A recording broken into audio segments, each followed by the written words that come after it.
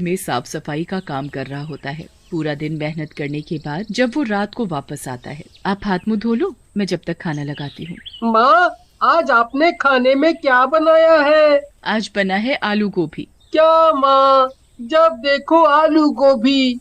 मुझे तो मुर्गा खाने का बहुत मन है, पर माँ रोज रोज आलू गोभी बना देती है।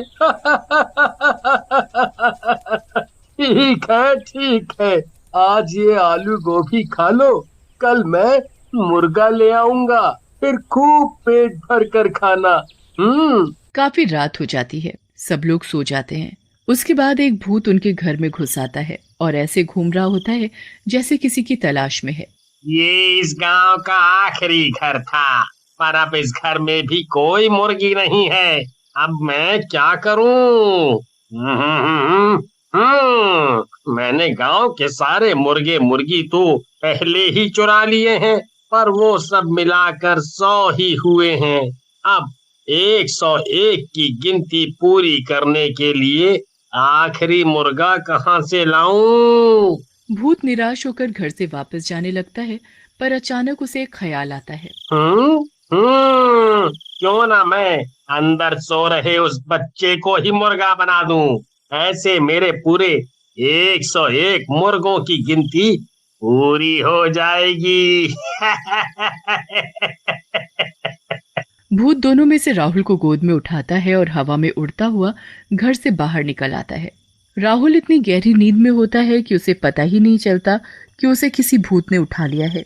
भूत उड़ता हुआ उसे एक घर में ले जाता है। उस घर में बहुत से मुर्गे मुर्गियां पिंजरों में बंद चिल्ला रहे होते हैं। उसके बाद भूत राहुल को जमीन पर लिटा देता है और उसके चारों तरफ लाल रंग का घेरा बना देता है। शैतानों के शैतान, ये है आपका नया मेहमान।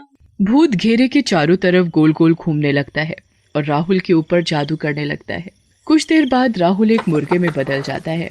राहुल अपने पैरों की तरफ देखता है, पर उसके पैर तो पंजों में बदल चुके होते हैं।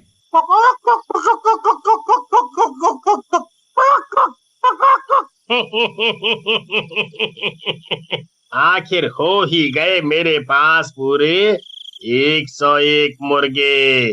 अब मैं कल से इनको गांव वालों को खिलाऊंगा, और जिस दिन ये सारे मुर्गे खत्म हो जाएंगे उस दिन मैं इस दुनिया का सबसे शक्तिशाली भूत बन जाऊंगा।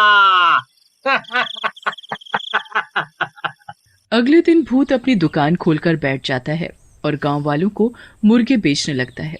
दूसरी तरफ अगली सुबह रमेश वापस सरपंच के घर काम करने के लिए निकल रहा होता है। मैं जा रहा हूँ।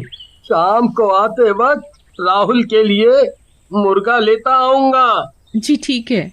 रमेश काम पर चला जाता है और कमला अपने घर के कामों में लग जाती है। किसी को अभी तक इस बात का एहसास भी नहीं होता कि राहुल घर से गायब है। राधिका भी उठकर घर के काम में अपनी माँ का हाथ बटाने लगती है।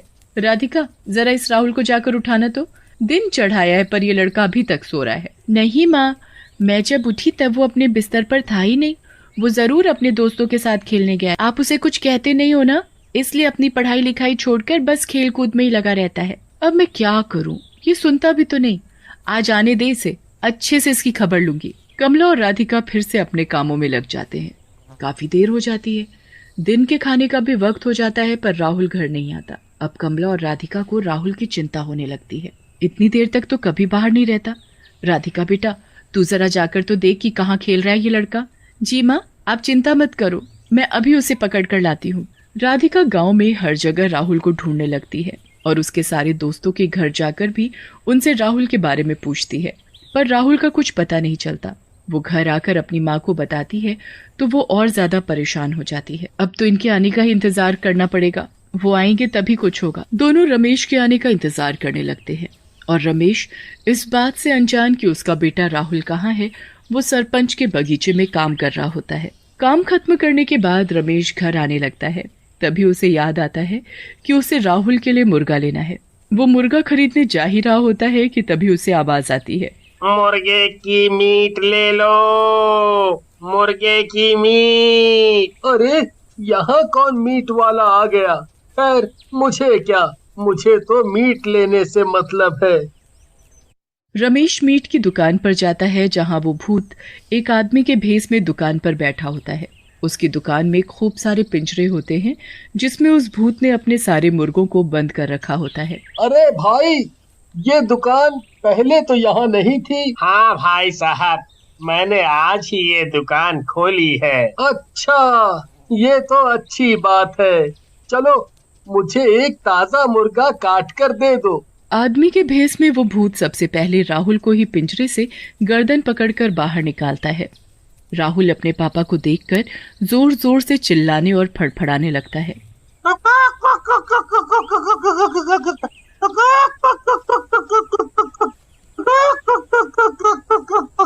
रमेश को कुछ अलग सा महसूस होता है। उसका बिल्कुल मन नहीं मानता कि वो उस मुर्गे को कटवाए। अरे भाई साहब, आप इसे काटो मत, मैं इसे घर जाकर खुद काट लूंगा। आप मुझे ये मुर्गा ऐसे ही दे दो। मैं काटूं या ये आदमी? मुझे तो इन सब मुर्गों की मीट इन गांव वालों को खिलाने से मतलब है। क्या हुआ भाई साहब, मुर्गा नहीं देना क्या? जी जरूर देना है भाई साहब। आप ये मुर्गा पकड़ो और घर जाकर ताजा ताजा काट कर खाना। रमेश उस मुर्गे को घर ले आता है। वो कमला और राधिका को ऐसे रोते देख हैरान होता है। क्या हुआ तुम दोनों को, रो क्यों रहे हो? राधिका सारी बात अपने पापा को बताती है। हे भगवान, ये कैसे हो गया? राहुल ऐसे कैसे गायब हो सकता है? अभी कुछ दिनों से मैं हमारे गांव में मुर्गे मुर्गी चोरी होने की बातें सुन रहा था, पर आज तो हमारा बच्चा ही गायब हो गया।